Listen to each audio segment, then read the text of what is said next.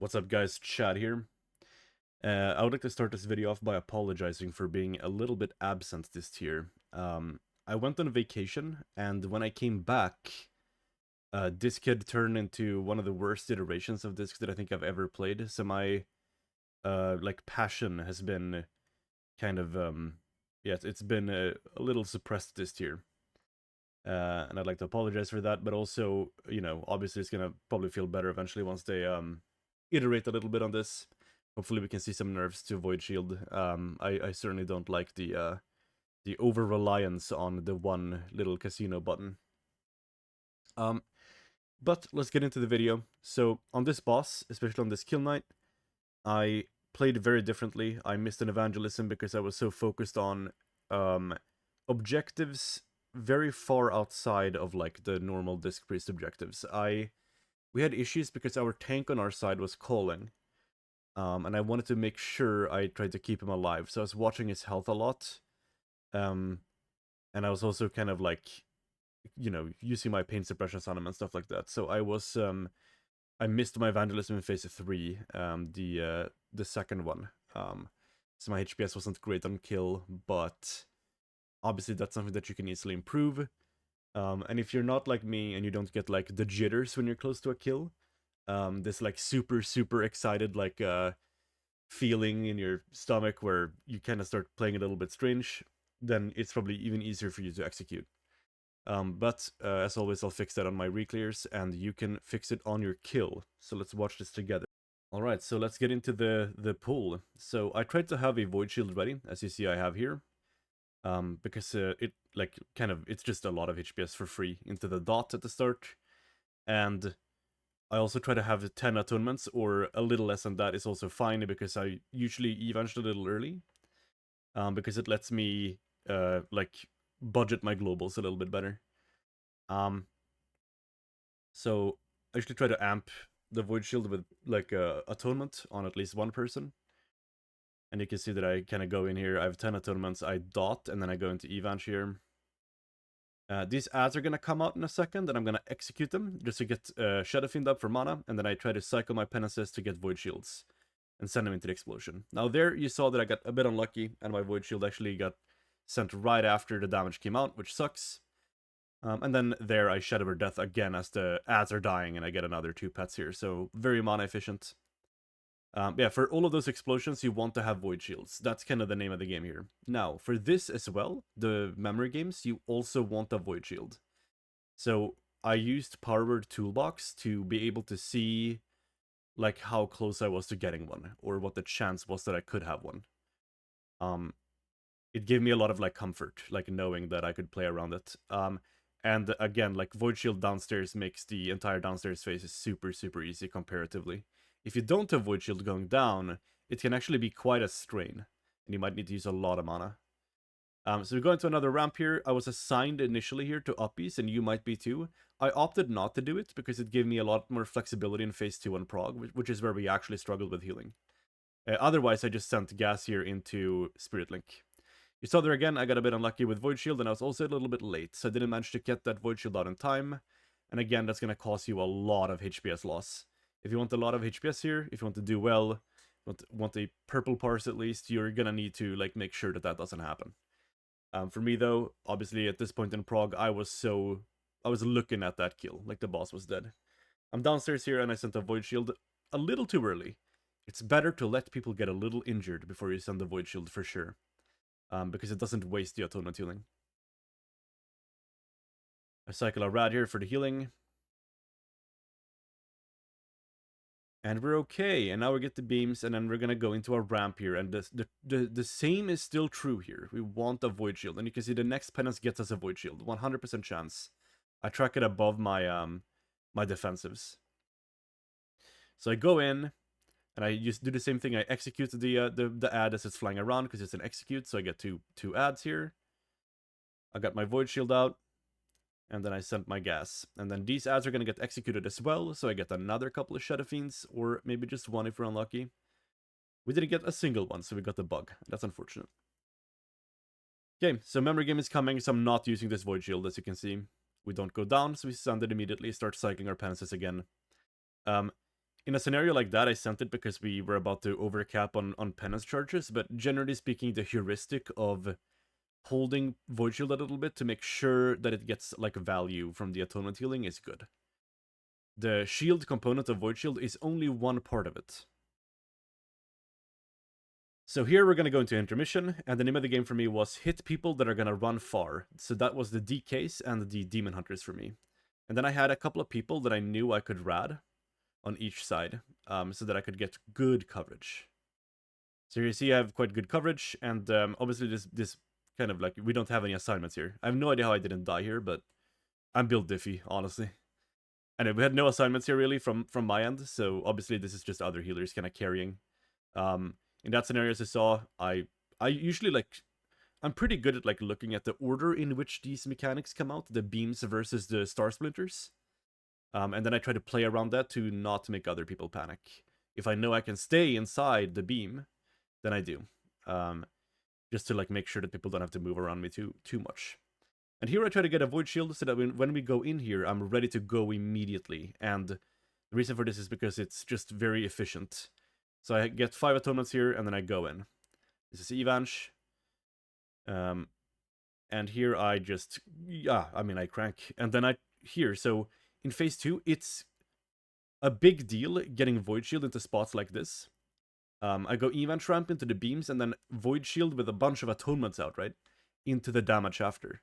Having a bunch of atonements out for those Void Shield hits there are huge. It's so big. You're getting all of that reflect value onto all of your atonement targets. And the Void Shield is going on people with atonement, so the shield itself gets amped as well. So this is what I mean with a little bit more flexibility with uppies. We struggled more on this spot later in Prague, and so I ended up sending it there.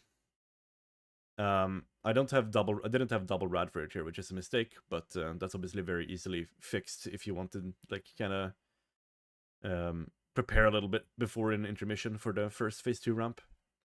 And then here we have Link and everything for these beams, so this one I'm not very concerned about, but we do have a Void Shield that we've prepared. So that obviously gets us a lot of gas here as well. And then we get another Void Shield here as we run out, and into the same damage, and we have a lot of atonement coverage here. So same principle again, lots of atonements out, big damage, and we have a Void Shield. Just a recipe for success really in this phase. Now, for this last phase, I was a little late on this Evanch every time. You can actually go into like the full ramp here and actually like finish, like Evanch now. I Evanched for the Severance because initially that was our prog point, and I just changed it to that. But I think Evanching as you get knocked is a lot better. You'll have atonement on everybody, and it's a lot less cringe to apply it. And you'll be able to like go into the last like proper phase, I guess, like hitting the ground running, I guess. In this phase, I was locked in, not on healing at all. I was locked in on keeping my tank alive, and I was locked in on mechanics. I was so cautious and so jittery here. It was insane. Which is, I mean, it's one of the best parts about WoW, I think, that it can make you feel so engaged when you're like doing this type of mythic prog. So you can see me like taking care of the tank quite a bit here. It's because he's just calling a lot. His brain isn't like focusing on the lances and stuff. If you're healing this last phase, or if you're healing phase 3, make sure that you're aware of the lances. I enabled them in bigwigs because I think that it's genuinely really scary for the tanks, and helping them out is a huge deal. So yeah, soon in 30 seconds I'm gonna have Evanch again. I'm just gonna prepare you that I'm gonna miss that. You see me pins up the tank here. This is where I usually struggle a little bit, so I made sure to send that. I was hyper like aware of it.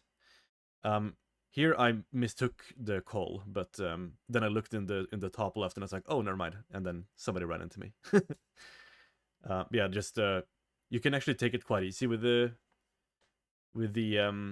marks. It's not super stressful, but if you like do take it easy and you wait on the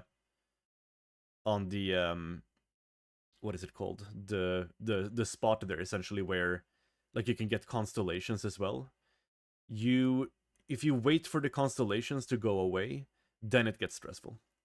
But yeah, I didn't Evanch there. I think it was mostly just because of how much DPS we had, maybe. But obviously that also meant that I had Evanch in phase 3, or phase 4. But in phase 4, I don't know. There's damage here, but it didn't feel like there was a lot to heal. So here I get the Star Splinter. I wiggled to see it because it shows me, and I fixed it that it shows me like where I'm used to. But I just couldn't look at it in phase 4. I was way too focused on everything else. In this phase, don't sacrifice anything for healing here. It's such a simple like part of the fight to heal, I guess. The thing that matters here is just like staying alive, I guess, and just kind of, you know, sending the bare minimum for me. Like you can see the damage exists, but I mean we're not, nobody's really going crazy here. It's relatively easy now. The Star Splinters don't hurt a lot after the nerfs either. And here we're going into execute. Life is looking pretty good. I could do a lot more HPS in this phase for sure. My phase 3 and phase 4 were pretty bad. Um, and if you want like to parse, I guess, then those are spots where you can actually push out more, but don't do that on prog. I think you can definitely like do better in stage 3 and 4. But on prog, I didn't really bother like min-maxing phase 4, and most of my improvements in phase 3 came through what like wiped us the most, right? We struggled the most with tank deaths in phase 3, and no healing deaths really ever. And so naturally I adjusted, and on prog, that means that I just put all of my focus on keeping the tank alive in phase 3. Coming into phase 4, I had a really bad wipe once where I star splintered the entire raid. And after that, I've been hyper focused on just doing the mechanics, staying alive, and making sure other people have the tools necessary to do so as well. So I'm not like doing no healing, but I did like a lot less than I could. Yeah, the boss is very, very rough mentally, I think. It's just 4 phases of constant, like, one mistake, every person is dead immediately. There is no saving it. And I think that type of boss is extremely, like, mentally straining. So get ready for that if you're, like, trying to find tips and tricks on this boss. It's basically just what I've been talking about the entire, like, video, which is just make sure that you have void shields ready for the big burst damage moments in both phase 1 and phase 2. In phase 3, the same is true, but there's not a lot of like burst damage. In phase 3, if you want to do good HPS and your tanks are maybe not calling or they're not struggling as much, or maybe you have a different like crystal setup, maybe you're doing a crystal, then maybe you'd like to do some more like healing, and maybe you can find some other spots to kind of send your CDs. And again, if you want to send that uppies in phase 1, I will declare that it's a quite tight fit. You need to be a little early with the uppies. You can't be like going into the air when the damage is like has gone out. You need to like be in the air already, and you might not get that much juice out of it. For me, I think that the HPS difference, if you're actually capable of like hitting the void shields into the burst damage in phase 1, is probably not that big, but it can be quite big in phase 2 to hit like a good uppies, which is not what I did this pull because of my rads being a little fucked up, but I had some pulls where my uppies got a lot of value. I think more than you would sending uppies into like a spirit link, um, like a spirit link, like a burst set there. And again, mana is also quite important. It's a long fight. So in phase 1, you want to enter the intermission with anything above, I think, 65% mana. And the way you accomplish this is make sure you're prepared for the memory games. Go in with Void Shield if you can, or rather you always can, but you need to make sure you do. And make sure that you're executing each ad set twice. First when they appear, and then again when they're actual ads and have spawned. That's about it. Please feel free to ask anything in the comments and I'll try to answer. And then, yeah, I'll see you in the next Lura video where I probably go for a parse. Thank you for watching.